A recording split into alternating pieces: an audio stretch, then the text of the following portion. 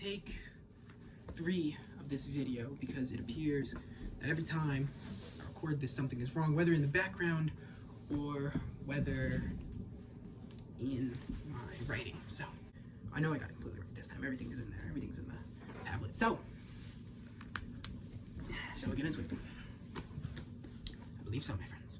I'm here to help you. So let's get to the bottom of this together. Hello and welcome to Scrimmij, the only show on the internet that will break down what needs to be broken down before we're all broken down and confused. So, the BAFTAs happened last night, and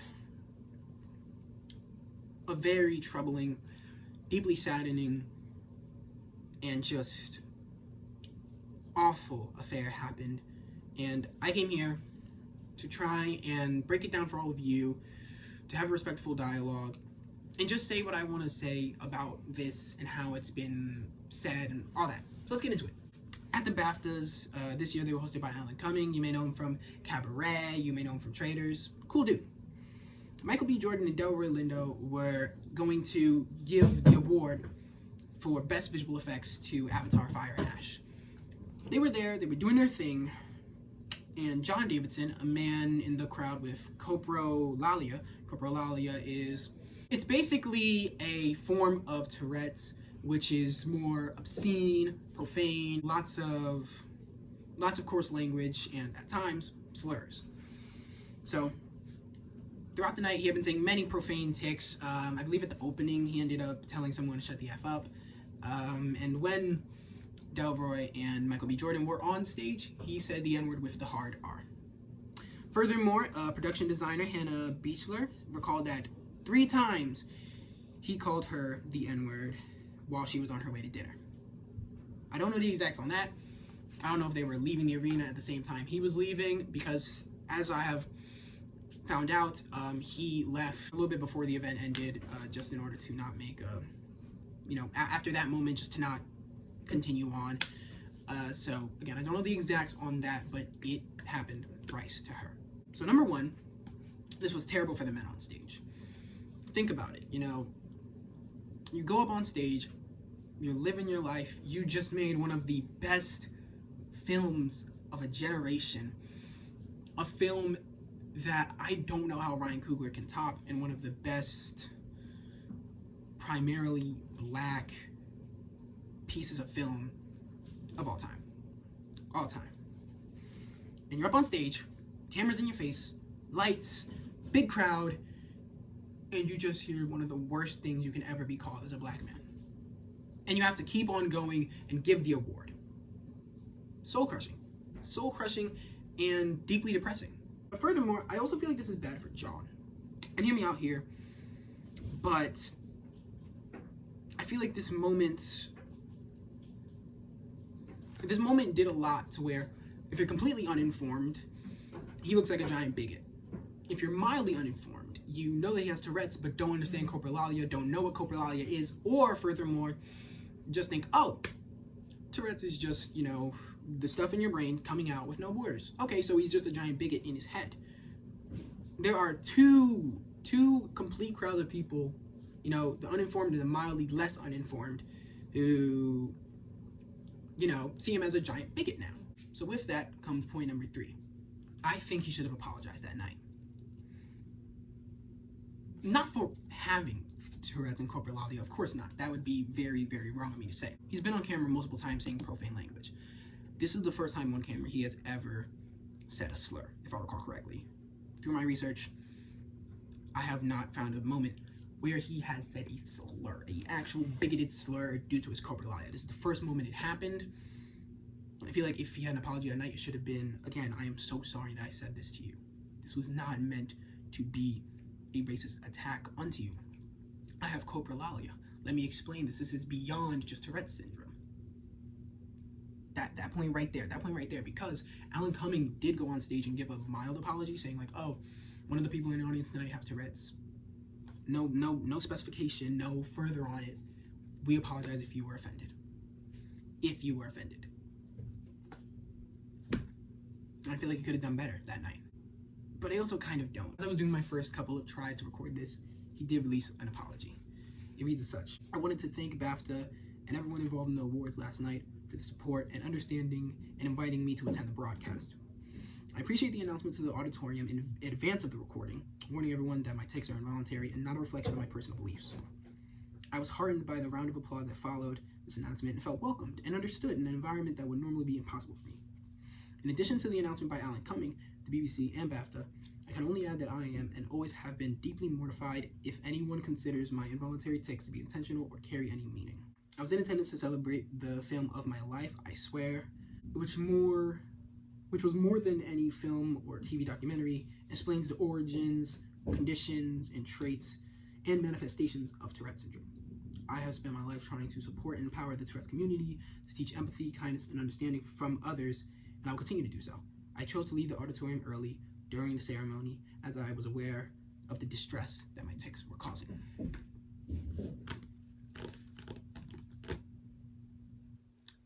Am I tweaking, or is that not? I don't think that's a good apology. And again, you can go in the comments and be like, Scrimmij, point 3 was a chop. He did his best to apologize. This was a good apology. But I don't see a sorry. It took like 3 long sentences deep into it to get something close to an apology. And then it sort of was like I am deeply mortified. Yeah, because this is a really big thing. This is the first time on camera that your coprolalia has said a real bigoted slur. That's terrible. I would be mortified as well. Then the wording. If anyone considers my involuntary tics to be intentional or carry any meaning. It's oddly written to me. It's like, if anyone considers, already seems like it gives me the same vibe of I'm sorry you feel that way as compared to I'm sorry that I made you feel that way. You know, like, if anyone considers, you know, if anyone like thinks that, you know, again, sort of reminds me of the if anyone was offended, not the if what was said made you feel offended, you know. My involuntary takes to be intentional, sort of like a repeat, this is involuntary, it is not intentional, or carry any meaning. I still feel like,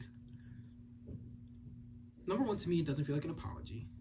And again, I'm not saying you should at all apologize for, you should apologize for the fact that unfortunately due to your coprolalia, it was that slur. He should apologize to the 2 men on stage. He should not apologize just because he has this.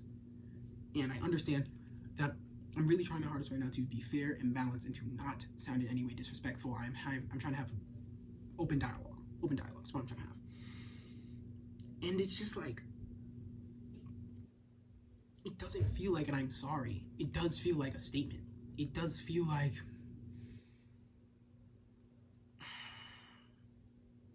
again, I gave you before a sort of idea of what a good apology would be. I apologize for that word coming up, unfortunately. I apologize to the 2 men on stage. And then explaining my coprolalia. It feels like I have coprolalia, and I apologize if anyone considers them to be intentional. But not I apologize that I don't know if you get me, or if what I'm saying is translating to camera, but it just doesn't feel apologetic to the people who were on stage, the people in the audience and on TV of African American descent who are watching this and heard that happen. And it's just not is it to me. I'm sorry.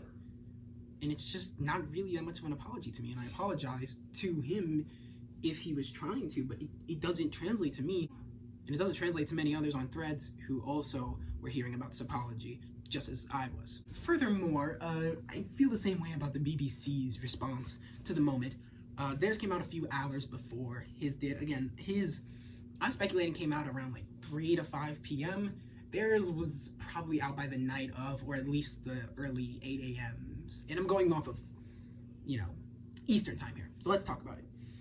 Some viewers may have heard strong and offensive language during the BAFTA Film Awards. This arose due to involuntary verbal tics associated with Tourette syndrome. No experience of coprolalia, no explanation of you know, they didn't get into the nitty gritty there. They don't explain coprolalia at all. And as explained during the ceremony, it was not intentional. Again, involuntary, not intentional. I feel like more than anything they are explaining that it is not intentional rather than taking accountability that while it was unintentional, it was still not just regular profanity here. This was true, far and out, bigoted slurs for the first time from John Davidson's mouth. From the first time due to John Davidson's condition on live television. While two black men were on screen, you know?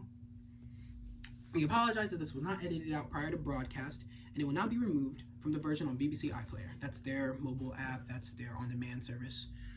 But I really want to lock in on that. It confuses me because why wasn't this edited out prior to broadcast? Why didn't they airbrush out the slur? Matter of fact, why don't you just airbrush everything out, you know? Keep you safe from any Ofcom violations or anything. I don't know if it was pre or post watershed or something, but why didn't you just airbrush out all of his ticks? Now you might be saying scrimmage. That's a really harsh thing to say. To completely airbrush out a man just due to his condition that is out of his control. Some of you may be saying, I level with you, maybe airbrush out the slur, but not all of his, explicit language. And some of you may be saying, I don't believe that you should have edited him all out. And you're right. I do think it's harsh to completely airbrush out a person just due to their condition. But you know what's funny? The BBC did cut something out that night. They cut out a man saying Free Palestine. He was going on this thing, Free Congo, Free Sudan, Free Palestine. They completely cut out him saying Free Palestine. They did not keep in him saying Free Palestine. Don't you think that's odd? Ain't it screwy what people will cut out, but what people won't? They won't cut out one of the harshest things you can say to a black man or during a black man talking. But someone saying, I don't want a genocide. I want a free Palestine. That's cut out.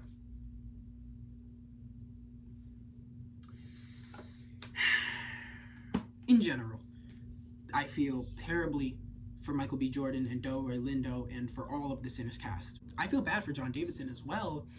Again, the uninformed and the mildly less uninformed now both think you're a bigot. And not as many are really going out of their way to do that third step and find out, oh, this man has coprolalia. But I also feel confused at him because I don't really feel like that statement is enough of an apology for the terrible word that unfortunately came out, for the terrible feeling that those two black men felt on stage, and for all of the black people watching wherever they were. And furthermore, I feel angered at the BBC. You can cut out someone saying, I don't want genocide, but you can't cut out a slur.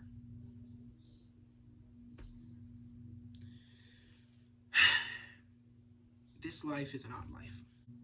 This moment and the sort of unapologies that are coming from it, in my opinion, you all can have your own, in my opinion, I don't think the apologies are really that well of apologies. And I think even if the apologies were good, this is still a terrible thing to happen only 5 days before the end of Black History Month. It saddens me. And I hope there's better news, announcements, and moments for those of African American descent for these last few days. And I sincerely apologize to all of you. But I also hope that through this video, you were able to understand what's going on. You were able to, get everything broken down. I would like to hear any opinions all of you have. However you feel about this, please let me know in the comment section below. I want to have an open dialogue, respectful dialogue. Please, open up, treat each other well, and yeah, that's all I can say. Thanks again for watching another episode of Scrimmij. I've been the one and only Scrimmij. Have a great time.